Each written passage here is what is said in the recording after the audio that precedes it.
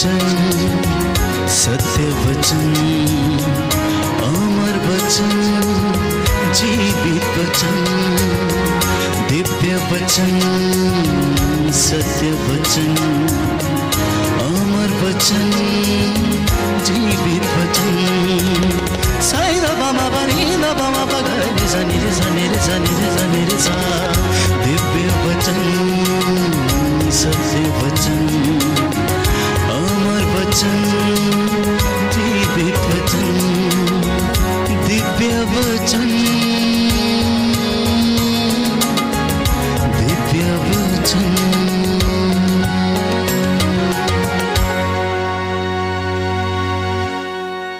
प्रियजनों, आज बहुतों के पास धन है, शोहरत है, नेम है, फेम है, परंतु मन की शांति नहीं है। बहुत सारे लोग बहुत सा धन कमाते हैं, लेकिन फिर भी जीवन में अशांति को महसूस करते हैं। बहुत सारे लोगों के पास प्रसिद्धि है, लेकिन फिर भी वे लोग अपने परिवार में सुखी नहीं है। शोहरत है, लेकिन निराश हैं और कभी कभी अकेलापन महसूस करते हैं। बहुतों ने घर बनाए हैं और बहुत बड़े बड़े आशियाने हैं उनके, लेकिन फिर भी उनमें वे लोग बीमार पड़े हुए हैं और कई लोग तो उसमें रह भी नहीं पाते हैं। हमारी जिंदगी में हम देखते हैं कि इंसान हैबिचुअली सिक है। हमारी यह दुनिया, प्यारे भाइयों और बहनों, अधिकांशता दुख में ही दिखती है। हमारे परिवार अधिकांशता टूटे हुए हैं। बाइबल हमें बताती है कि एक धनी युवक यीशु के पास आया और कहने लगा कि मुझे स्वर्ग राज्य में प्रवेश करने के लिए क्या करना चाहिए। और यीशु ने उससे कहा कि संहिता में क्या लिखा है, और वो बताता चला गया कि संहिता में क्या लिखा है। तो प्रभु ने उससे कहा कि तुम उनका पालन करो, और उसने कहा कि मैं तो बचपन से इनका पालन करते आया हूं।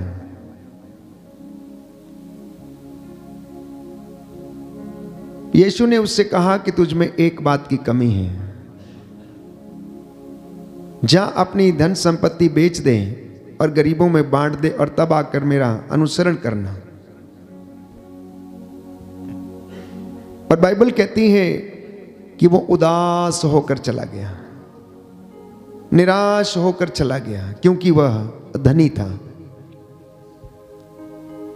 उसका मन धन पे आश्रित था। उसके जीवन में जेनरोसिटी नहीं थी, उदारता नहीं थी।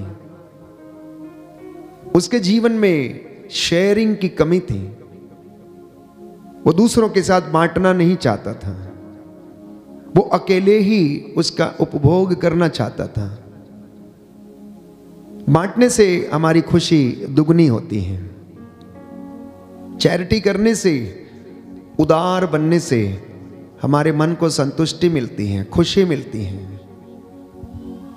ये पुण्य के कार्य हैं प्यारे भाइयों और बहनों, जिसके बदौलत इंसान के जीवन में ईश्वर की आशीष उतरती है और वो खुश रहता है। ये कार्य उसे आंतरिक शांति और आंतरिक खुशी प्रदान करते हैं। आज इंसान ईश्वर के पास जाता है मांगने के लिए, अपने निवेदन रखने के लिए, बीमारी से चंगाई पाने के लिए, अच्छी धन संपत्ति उसके घर में हो। सुबह को जब वो दुकान लगाता है या अपना कोई भी कार्य करता है तो यही प्रार्थना करता है कि आज उसकी मजदूरी पर आशीष मिले और वो अच्छा धन कमा सके। लेकिन कुछ लोग जब वापस जाते हैं तो उदास होकर जाते हैं, और कुछ लोग प्यारे भाइयों और बहनों हमें खुश नजर आते हैं। हम कौन सी श्रेणी में हैं अपने आप से पूछ कर देखें।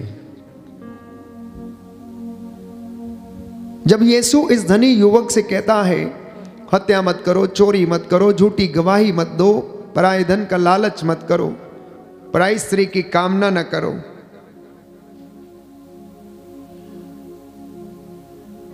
वो कहता है कि मैं इन सारी बातों का पालन करते आया हूं, बचपन से मैंने इन नियमों को क्या किया है, पालन किया है।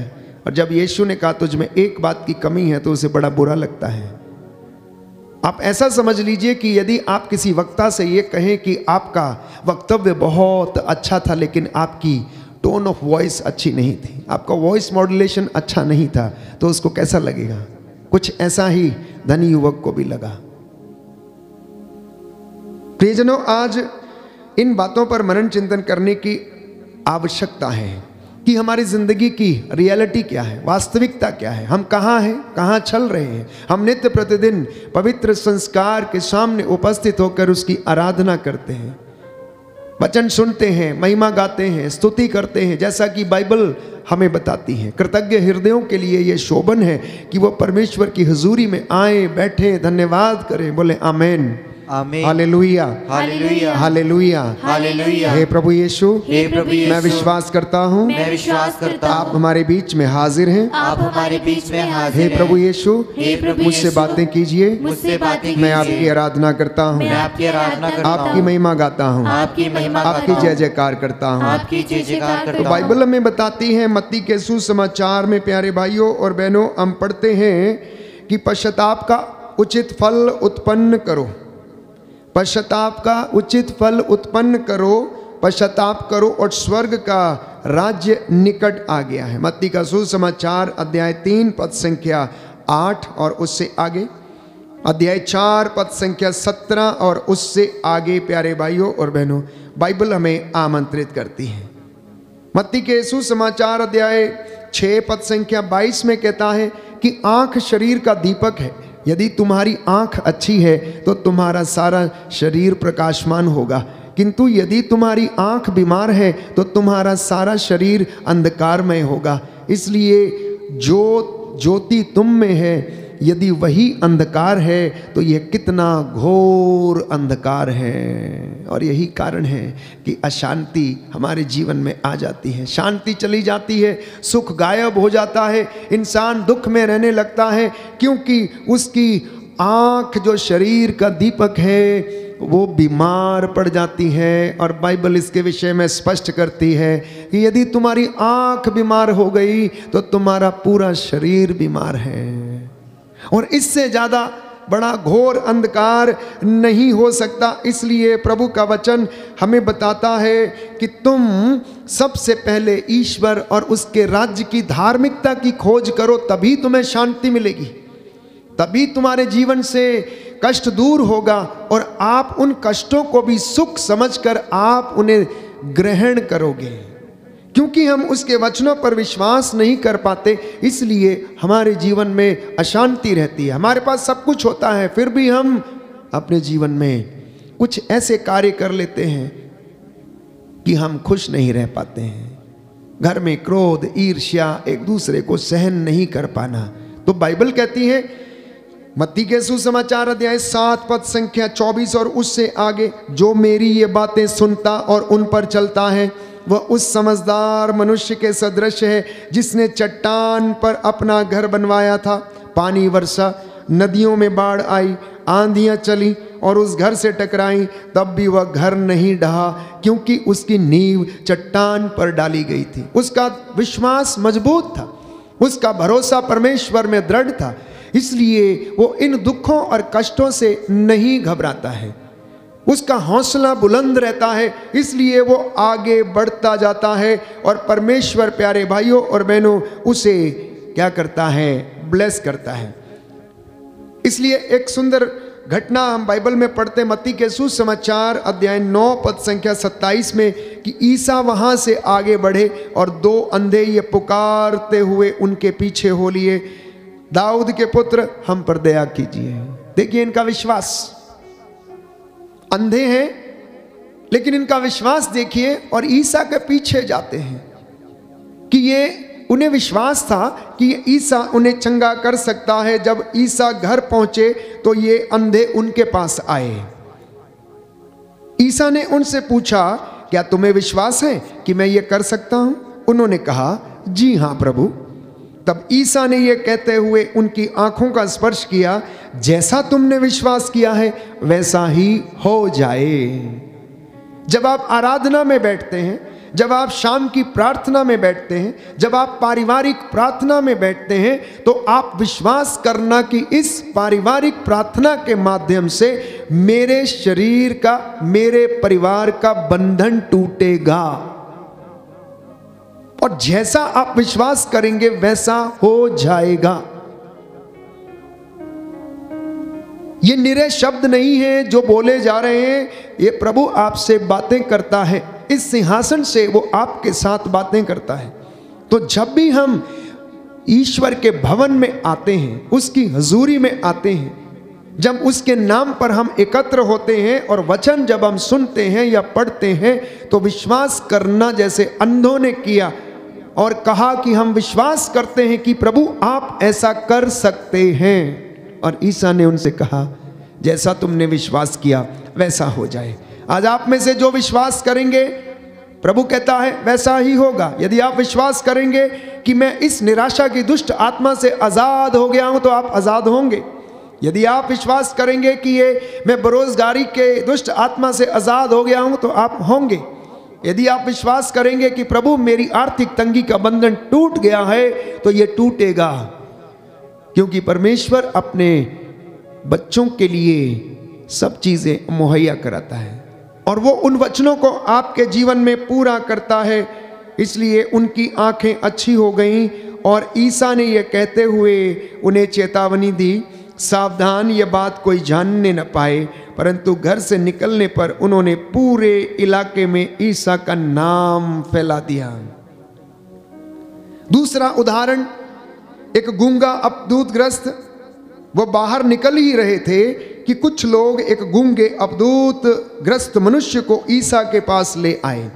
ईसा ने अपदूत को निकाला और वह गूंगा बोलने लगा। लोग अचंभे में पड़कर बोल उठे कि इज़राइल में ऐसा चमत्कार कभी नहीं देखा गया। परंतु फरीसी कहते थे कि ये नरक दूतों की सहायता से अपदूतों को निकालता है। ये उन पर अभियोग लगाते थे। असंख्य बीमारियों से ग्रसित लोग ईसा के पास लाए जाते थे और वो चंगे हो जाते थे। इसलिए जब आप इस आराधना में भाग लेते हैं या आप गिरजाघर में जाकर वचन सुनते हैं या आप संगति में रहते हैं, आराधना करते हैं, छुटकारे की प्रार्थना में भाग लेते हैं, इनर हीलिंग रिट्रीट्स में भाग लेते हैं, तो विश्वास के साथ वहां पर जाना, उन अंधों के जैसे, उस अबदूत ग्रस्त के जैसे जो बोल नहीं सकता था, और परमेश्वर हमें आजाद करेगा। Hallelujah, hallelujah, hallelujah. यीशु की स्तुति हो, यीशु की स्तुति हो, यीशु को धन्यवाद, यीशु को धन्यवाद, यीशु की आराधना हो, यीशु की आराधना, यीशु की महिमा हो, यीशु की महिमा, यीशु को धन्यवाद, यीशु को धन्यवाद। तो इन बातों को आज मसीहियों को, विश्वासियों को और प्रभु पर विश्वास करने वाले व्यक्ति को ग्रहण करने की आवश्यकता है। इसलिए बाइबल कहती है इन शब्दों पर तुम्हारा जीवन निर्भर है। अब कुछ वचन प्रभु आपसे कहना चाहता है और वो ये है, कुरिन्थियों का पहला पत्र अध्याय 15 पद संख्या 33 में, कि आप लोग धोखे में ना रहें, आप लोग धोखे में ना रहें। बुरी संगति से अच्छा चरित्र भ्रष्ट हो जाता है। होश में आए जैसा कि उचित है और पाप करना छोड़ दें और आपके जीवन में शांति बनी रहेगी। आप उदार हृदय बने रहेंगे, आप पुण्य कर्मों पर विश्वास करेंगे और सेवा में लगे रहेंगे और आपको आंतरिक शांति, मन की शांति प्रभु देता रहेगा। अगला वचन है कुरिन्थियों का पहला पत्र अध्याय 10 पद संख्या 13, first letter of Corinthians chapter 10 verse 13, कि आप लोगों को अभी तक ऐसा कोई प्रलोभन नहीं दिया गया है कि जो मनुष्यों की शक्ति से या आपकी शक्ति से बाहर है या परे है। ईश्वर सत्य प्रतिज्ञ है, वह आप लोगों को ऐसे प्रलोभन में पड़ने नहीं देगा जो आपकी शक्ति से परे हो।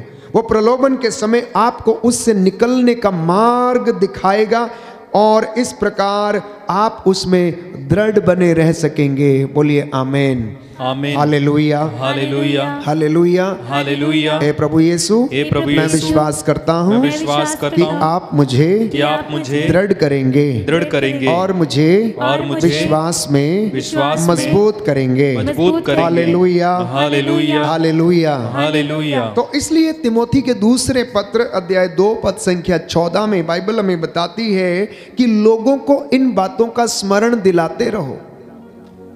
हमारी इस पवित्र आराधना का विशेष मकसद है कि प्रभु से बातें करना, प्रभु की स्तुति करना, आराधना करना, और संध्या के समय ये 2 घंटे आपका घर महिमा से भर जाए। आप में से बहुत सारे लोगों को हिम्मत और सांत्वना मिले और परमेश्वर का वचन आप लोग सुने, क्योंकि ये वचन आपको चंगा करता है।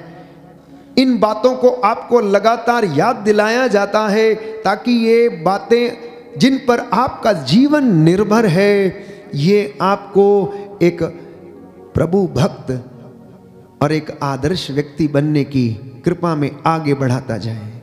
हम प्रभु के नजदीक आ सके, हम प्रभु की हुजूरी में रह सके, उसके आशीर्वाद को हम ग्रहण करते जाएं। और उससे भी ज्यादा कलीसिया इसीलिए बुलाई गई है कि हम प्रभु की स्तुति करने वाले बन सके। और यही कारण है कि जब आप इस आराधना में परिवार के साथ बैठते हैं तो प्रभु आपको स्पर्श करता है, चंगाई देता है। बहुत सारे लोग फ़ोन करते हैं और कहते हैं कि फादर जी, शाम की आराधना में हमें बहुत हौसला मिलता है, बड़ी सांत्वना मिलती है। हम बड़े कष्ट में रहते हैं, लेकिन आराधना में बैठने से मन बहुत हल्का हो जाता है, क्योंकि परमेश्वर का वचन दुधारी तलवार है और वो शुद्ध करता है, पवित्र करता है, उसमें जीवन है। और बाइबल कहती है यशायाह नबी के ग्रंथ में कि मेरी वाणी, प्रभु कहता है, जो चाहती है वो करके मेरे पास लौटती है, अपना उद्देश्य पूरा किए बिना मेरे पास वापस नहीं आती। तो इसलिए तिमोथी का दूसरा पत्र अध्याय 2 पद संख्या 14 में लिखा है कि लोगों को इन बातों का स्मरण दिलाते रहो और ईश्वर को साक्षी बनाकर उनसे अनुरोध करो कि निरे शब्दों के विषय में आप लोग वाद विवाद ना करें, उलझनों में ना पड़े, बहकावे में ना आए। आप लोग पवित्र आत्मा से संचालित रहें, अपने आप को प्रभु को समर्पित करें, पवित्रताई का जीवन व्यतीत करें, विनम्रता, विश्वास और शांति की साधना करें, परिवार में प्रभु को प्रथम स्थान दें और नित्य प्रतिदिन उसके वचन को अपने जीवन का दीपक समझकर उसे अपने सामने रखें। प्यारे भाई और बहनों, और आपको शांति मिलेगी, आपका मन शांत रहेगा और प्रभु आपकी रक्षा करेगा। और जैसा मैंने आरंभ में कहा कि लोगों के पास बहुत कुछ है, पैसा है, धन संपत्ति है, लेकिन घर है, बीमार हैं, सो नहीं पाते हैं, निराश हैं, नींद नहीं आती है, दवाइयों का सहारा लेना पड़ता है। तो ऐसी संपत्ति से क्या लाभ है? ऐसे आशियाने से क्या लाभ है कि जिस आशियाने में आप रहते हैं उसमें आपको नींद न आए? ऐसी नौकरी जिसमें आपका मन शांत ना हो और आप क्रोध में रहें, ईर्ष्या करते रहें, ऐसे कामों से क्या फायदा है? इसलिए बाइबल कहती है, इससे तुम्हें क्या लाभ यदि तुम सारा संसार प्राप्त कर लो लेकिन अपनी आत्मा गंवा दो। आत्मा गंवाने का मतलब है अपना सुख, चैन, अंतर मन सब कुछ नष्ट हो जाए, उसको तुम गंवा दो। तो इससे क्या लाभ है कि तुमने संसार की सारी धन दौलत संपत्ति हर कुछ चीज हासिल कर लिया, लेकिन तुमने अपनी आत्मा को गंवा दिया है। तो बाइबल कहती है कि आप लोग लौकिक वाद विवाद से दूर रहें, लौकिक व्यर्थ और बकवाद से दूर रहें। जो लोग इसमें लगे रहते हैं वो धर्म के मार्ग से दूर भटकेंगे, उनकी बातों का प्रभाव नासूर की तरह लोगों में फैल जाएगा। और ऐसे लोगों में संत पौलुस 2 लोगों का जिक्र करता है, हुमेनियुस और फिलेतुस। तिमोथी का दूसरा पत्र अध्याय 2 पद संख्या 16 में हम पढ़ते हैं। इतना ही नहीं, तिमोथी का पत्र अध्याय 3 पद संख्या 2 में हम पढ़ते हैं कि अंतिम दिनों का अधर्म कैसा होगा। अंतिम दिनों का अधर्म आप जान रहे हैं, राष्ट्र राष्ट्र पर चढ़ाई करेगा और तमाम भूकंप होंगे, हर प्रकार की हिंसा, हत्या, चोरी, लूट, भ्रष्टाचार हर तरीके से फैलेगा। जैसा मैंने आपसे कहा, भ्रष्टाचार कोई आज से नहीं, बाइबल कहती है उत्पत्ति ग्रंथ में अध्याय 6 पद संख्या 5 में हम पढ़ते हैं कि ईश्वर ने देखा कि ये मनुष्य जिन्हें मैंने बनाया था ये भ्रष्टाचार से जकड़े गए हैं और इनमें ये भ्रष्टाचार फैल गया है। परमेश्वर को बड़ा दुख लगा। तो ये तब से ही चला आ रहा है, क्योंकि बाइबल कहती है कि इंसान की प्रवृत्ति बचपन से बुराई की ओर रहती है। तो संत पौलुस समझाने का प्रयास करता है, शांति चाहते हो तो व्यर्थ की बकवाद से दूर रहो, लौकिक वाद विवाद से और बकवाद से दूर रहो, क्योंकि जो इन बातों में लगे रहते हैं वो अपने धर्म के मार्ग से भटक जाएंगे, सच्चाई के मार्ग से भटक जाएंगे और उनकी बातों का प्रभाव नासूर की तरह फैल जाएगा। और ऐसे में 2 व्यक्तियों का जिक्र किया गया, जैसा मैंने कहा, हुमायूस और फिलेतुस के विषय में। तो यदि आपका प्यारे भाइयों और बहनों शत्रु ईर्ष्या से भरा हुआ है, कटु से भरा हुआ है, तो आप उसे क्षमा करने की कोशिश करें। यदि आप परमेश्वर के पास आते हैं तो अपने आप को समर्पित करें, क्योंकि प्रभु ये चाहता है कि आपके जीवन में ऐसा हो, क्योंकि आप लोग चुने हुए राजकीय याजक वंश है। पेतरुस का पहला पत्र अध्याय 2 पद संख्या 9। क्यों ये सब बातें मसीहियों को, विश्वासियों को और जो प्रभु के अनुयायी हैं और अन्य लोग जो इन वचनों को सुनते हैं, क्यों ये यादें दिलाई जाती हैं, क्यों इनकी चर्चा की जाती है? क्योंकि बाइबल कहता आप लोग चुने हुए वंश, राजकीय याजक वर्ग, पवित्र राष्ट्र तथा ईश्वर की निजी प्रजा है। बोलिए आमीन, हालेलुया, हालेलुया, हालेलुया, हालेलुया। हे प्रभु यीशु, हे प्रभु यीशु, मैं विश्वास करता हूँ, मैं विश्वास करता कि हूँ आपने मुझे चुना है। कि आपने मुझे चुना है। Hallelujah, hallelujah, hallelujah, hallelujah. इस वचन के द्वारा इस वचन के मेरे द्वारा जीवन में मेरे जीवन 100 में गुना फल आ जाए। 100 गुना फल आ जाए। आमीन, आमीन। तो आप उनके महान कामों का बखान करें। बाइबल कहती है जो आप लोगों को अंधकार से निकालकर अपनी महती ज्योति के प्रकाश में लाया है, उस प्रभु का गुणगान करने की आवश्यकता है, उस प्रभु की महिमा करने की आवश्यकता है। इसलिए आपके परिवार में नित्य प्रतिदिन संध्या या सवेरे जब भी आपको मौका मिलता है, नियमित रूप से बैठकर परिवार के साथ ईश्वर का धन्यवाद करें, उसकी महिमा करें, कृतज्ञता व्यक्त करें, क्योंकि हमारी सांसें हमारी नहीं है, हमारी सांसें हमें दी गई अमानत हैं। जिस दिन आदेश आ गया उस दिन वो हमसे ले ली जाएंगी और प्राण पखेरु हो जाएंगे, शरीर यूं ही धरती पर पड़ा रहेगा, पंच तत्व में विलीन हो जाएगा, लेकिन आत्मा प्यारे भाइयों और बहनों जब तक ईश्वर के पास ना पहुंच जाए वो तब तक विश्राम नहीं प्राप्त करती। वो जहां से आई है उसे वहां पर लौटना। इसलिए संत पौलुस कहता है अलौकिक ज्योति में आप लोगों को बुला लाया है, इसलिए तुम्हारा जीना घबराए, वह तुमको कभी भी त्यागेगा नहीं। चिंता ना करे, तुम्हारी सुध ही वो लेता है, तुम्हारे आगे आगे चलता है, तुम्हारी रक्षा करता है। ईश्वर तुम्हारी ओर से युद्ध लड़ता है, क्योंकि उसने आपको चुना और अपनाया है। बोलिए आमीन, आमीन, हालेलुया, हालेलुया। हे प्रभु यीशु, हे प्रभु मैं यीशु, इन तमाम वरदानों के लिए मैं इन तमाम वरदानों के लिए धन्यवाद देता हूँ। धन्यवाद देता हूँ। हे प्रभु, हे प्रभु, अपने परिवार के साथ मिलकर अपने परिवार के साथ मैं मिलकर आपका धन्यवाद करता हूँ। मैं आपका धन्यवाद करता हूँ प्राप्त सभी वरदानों के लिए प्राप्त सभी वरदानों के लिए। Hallelujah, hallelujah, hallelujah. हालेलुया। तो विश्वास प्रभु हमें दिलाना चाहता है। यशायाह नबी के ग्रंथ अध्याय 49 पद संख्या 16 में कि मैंने तुम्हें अपनी हथेली पर क्या किया है? अंकित किया है। मैंने तुम्हें अपनी हथेली पर अंकित किया है। दुनिया की एकमात्र किताब पवित्र बाइबल इस बात का जिक्र करती है कि आपको परमेश्वर ने अपनी हथेली पर अंकित किया है। इसका प्रमाण यह है कि किसी एक व्यक्ति के हाथ की रेखा दूसरे व्यक्ति से नहीं मिलती, और यह कारीगरी ईश्वर के अलावा कोई दूसरा व्यक्ति नहीं कर सकता। दुनिया के सैकड़ों करोड़ों लोगों की संख्या में कोई एक व्यक्ति ऐसा नहीं जिसकी हाथ की रेखाएं दूसरे व्यक्ति की रेखाओं से मिलती हो। और बाइबल कहती है यशायाह नबी के ग्रंथ अध्याय 49 पद संख्या 16 में कि मैंने तुझे अपनी हथेली पर अंकित किया। तुम्हारी चार दीवारी कहता निरंतर मेरी आंखों के सामने रहती है। तुम्हारे घर की चार दीवारी निरंतर मेरे आंखों के सामने रहती है।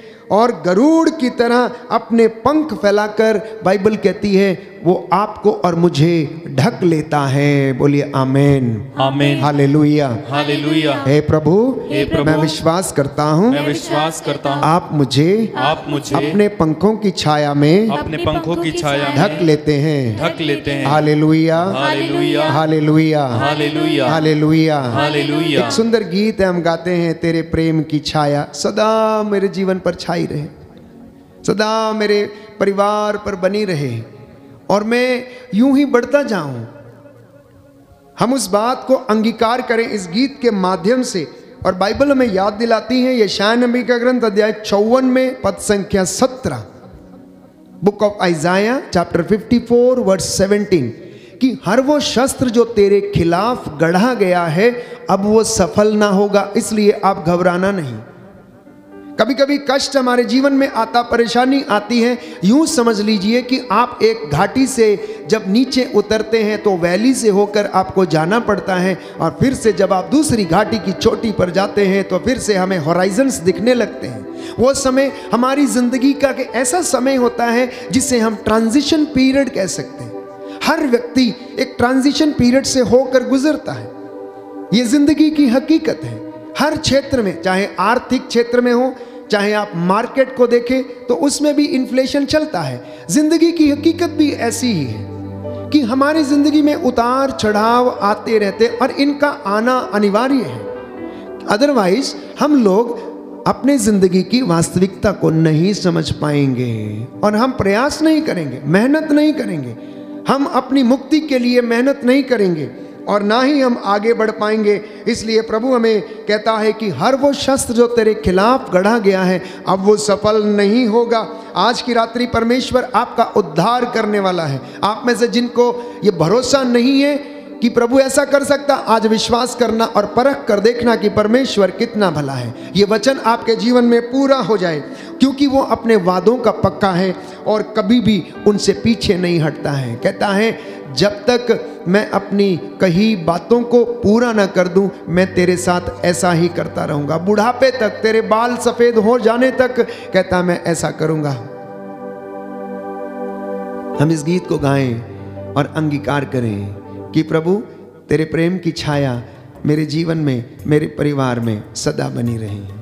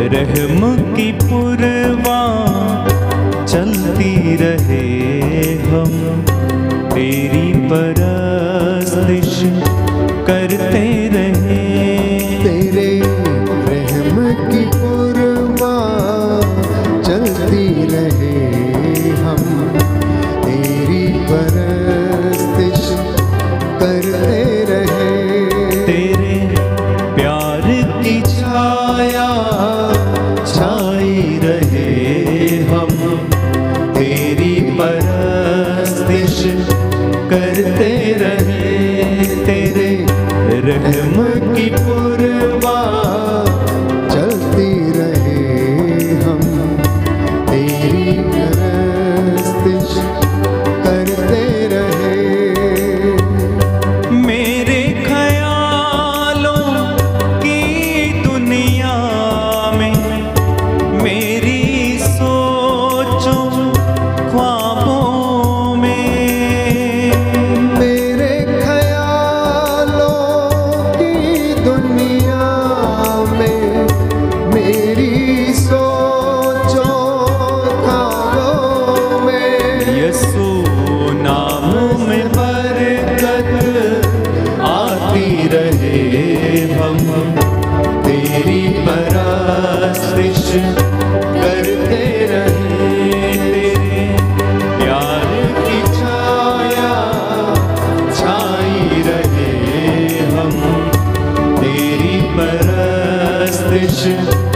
करते रहम की पुरवा तेरे रहम की पुरवा छाई रहे हम तेरी परस्तिश करते रहे।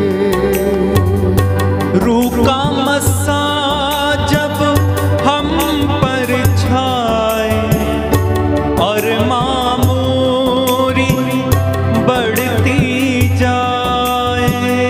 रूह का मसा जब हम पर छाए और मामूरी बढ़ती जाए। रूह का मस्सा जब हम पर छाए और मामूरी बढ़ती जाए। रूह का मस्सा जब हम पर छाए और मामूरी बढ़ती जाए। हम घटते रहे तू बढ़ता रहे, बस तेरी परस्तिश करते रहे। तेरे प्यार की छाया छाई रहे हम तेरी परस्तिश करते रहे। हम तेरी परस्तिश करते रहे। हम तेरी परस्तिश करते रहे। तो सांत्वना का वचन बाइबल हमें बताती है, यशायाह नबी का ग्रंथ अध्याय 51 पद संख्या 16, प्रभु कहता है कि मैंने अपने शब्दों को तुम्हारे मुख में रखा और तुमको अपनी हाथ की छाया में मैंने छिपाया। मैंने आकाश को स्थापित किया और पृथ्वी की नींव डाली। सियोन से मैंने कहा कि तुम ही मेरी प्रजा हो, और आज आपसे भी यही कहता है कि तुम मेरी प्रजा हो, तुम मेरे बच्चे हो। मैंने तुम्हें चुना, मैंने तुम्हें पवित्र किया, मैंने तुम्हारे लिए चमत्कार दिखाए। मेरे प्यार में कौन सी ऐसी कमी रह गई थी कि तुम मुझे धोखे पे धोखा देते हो? तुम क्यों मुझसे दगा करते हो? तुम क्यों मुझसे दूर चले जाना चाहते हो? ओ मेरे बेटे, मेरी बेटी, तू मेरे पास लौट कर आ। मैं तुझे प्यार करता हूं क्योंकि मैंने तुझे अपने हाथ की छाया में छिपाया। मेरे पुत्र, मेरी पुत्री, मेरे बच्चे, तू मुझ में रह और मैं तुझ में रहूंगा। प्रियजनों, यीशु के वो हाथ बढ़ई के हाथ थे, और जानते हैं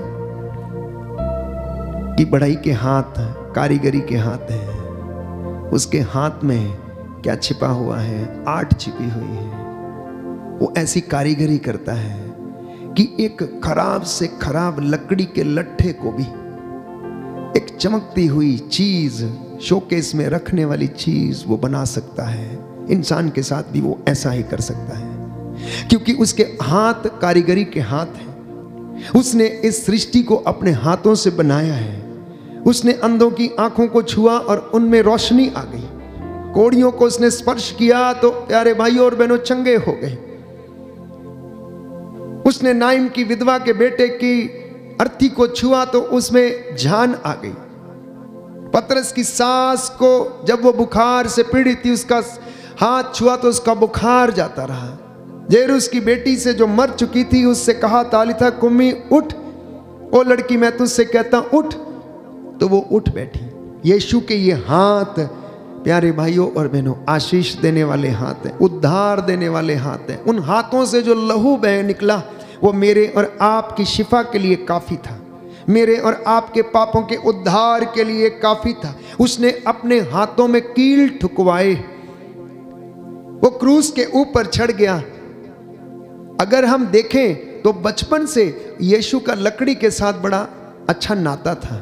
बचपन में वो पिता के साथ बढ़ई का काम करते थे और लकड़ी को रंदा लगाना, काटना, साफ करना, चमकाना और अंत में उसी लकड़ी के ऊपर अपने प्राणों को निछावर कर देना। जिस तरह से एक बढ़ई प्यारे भाइयों और बहनों उस खराब लकड़ी के भीतर से भी एक बहुत अच्छी लकड़ी की प्रतिमा बना सकता है, वैसे ही उस क्रूस को प्रभु ने पवित्र कर दिया। जो श्राप का चिन्ह था, अभिशाप का चिन्ह था, जिस पर अपराधियों को लटकाया जाता था, वही क्रूस की लकड़ी आज मेरे और आपके लिए उद्धार का कारण बन गई। जब हम उसे देखते हैं, कलवरी का नजारा हमारी आंखों के सामने रहता है। उस क्रूस से जो खून की धारा बह निकली थी वो हमें शुद्ध करती जाती है। इसलिए यीशु के ये हाथ जो प्यारे भाइयों और बहनों कारीगर के हाथ हैं, वो नया बनाने वाले हाथ हैं, आशीष देने वाले हाथ हैं, संभालने वाले हाथ हैं, उद्धार देने वाले हाथ हैं। क्योंकि बाइबल हमें कहती है कि मैंने तुम्हें अपने हाथों की छाया में छिपाया है। वो चंगा करने वाले हाथ हैं। जैसा मैंने कहा कि यीशु बढ़ई के घर में पाला पोसा गया। बढ़ई जो चीज़ें बनाता है, उन्हें सजाता है, उन्हें सुधारता है, नई आकृति बनाता, नया डिज़ाइन बनाता है। वैसे ही वो इंसान को भी जो टूटा फूटा है, दुख में है, कष्ट में है, निस्सहाय है, लाचार है, शोषित है, वो उसको क्या कर सकता है? सजा सकता, संवार सकता, बना सकता है, उद्धार दे सकता है। आज इस बात पर विश्वास करना और प्रभु आपके जीवन में शांति देगा आपको। आप कभी अशांत नहीं रहेंगे जब हम इन वचनों पर भरोसा करेंगे। देखिए, कष्ट और दुख, सुख और दुख, ये जिंदगी के दो पहलू हैं। अगर आप दुख देखते रहेंगे तो हमें दुख ही नजर आते जाएंगे, लेकिन यदि हम सुख देखना शुरू करेंगे, सकारात्मक रहेंगे, तो हमारा हौसला बुलंद रहेगा। क्योंकि इंसान के लिए विश्वास का दृढ़ होना अनिवार्य है। जब हमारा विश्वास दृढ़ रहता है तो हमारा हौसला भी बुलंद रहता है। इसलिए प्रभु के साथ जुड़े रहें और धार्मिकता का मुकुट आपका इंतजार कर रहा है। विश्वासियों के लिए धार्मिकता के मुकुट तैयार रखे हुए हैं। बाइबल कहती है, वचन हमें बताता है कि मैं तुम्हें जीवन का मुकुट प्रदान करूंगा। प्रकाशित वाक्य अध्याय 2 पद संख्या 10। तुम्हें जो कष्ट भोगना है उससे आप मत डरो। शैतान तुम्हारी परीक्षा लेगा, कुछ समय के लिए जेल में डाल देगा, कैद में डाल देगा। तुम 10 दिनों तक वहां पर पड़े रहोगे। तुम मृत्यु तक ईमानदार बने रहो और मैं तुम्हें जीवन का मुकुट प्रदान करूंगा। बोलिए आमीन, हालेलुया। हे प्रभु यीशु, मैं विश्वास करता हूँ आप मुझे जीवन का मुकुट प्रदान करेंगे, जीवन का मुकुट प्रदान करेंगे। Hallelujah, hallelujah. इसलिए संत पौलुस लिखता है कुरिन्थियों का पहला पत्र अध्याय 9 पद संख्या 24 से 25 में कि आप अनश्वर मुकुट के लिए प्रयास न करें। आप लोग कभी ना मुरझाने वाली कृपा को प्राप्त करें और आपके लिए जीवन का मुकुट तैयार रहेगा। तिमोथी का दूसरा पत्र अध्याय 4 पद संख्या 8 में संत पौलुस कहता, अब मेरे लिए धार्मिकता का वह मुकुट तैयार है जिसे न्याय और विचारपति प्रभु मुझे उस दिन प्रदान करेंगे। पेतरुस के पहले पत्र अध्याय 5 पद संख्या 4 में कि महिमा का मुकुट, आनंद का मुकुट आपके लिए रेडी है। और जब ये हमारे लिए तैयार हैं तो हमें मन की शांति, आनंद प्रभु देता रहेगा। आइए हम प्रार्थना करें। इस वक्त मैं आप सबको समर्पित करता हूं जो मेरे साथ ऑनलाइन प्रार्थना में जुड़े हुए हैं, अपने निवेदन चैट्स में भेज रहे हैं, जो वचन सुन रहे हैं। हो सकता है घर में मम्मी या पापा अपना काम करते करते ये वचन सुन रहे हैं। प्रभु आपके काम को आशीष दें। हो सकता है मम्मी घर में आटा गूंद रही होगी और वचन भी किचन में सुन रही होगी। ये वचन आपको आशीष प्रदान करे, आपके पूरे घर को ब्लेस करे। इस वक्त मैं आप सभी लोगों को समर्पित करता हूँ, जितने भी लोग इस वक्त वेदी के सामने हैं और जो दूर दराज से, देश विदेश से इस वचन को सुन रहे हैं। प्रभु आज इस वचन के द्वारा आपके जीवन में अपनी महिमा प्रकट करे। इस विशेष कृपा के लिए हम प्रार्थना करेंगे।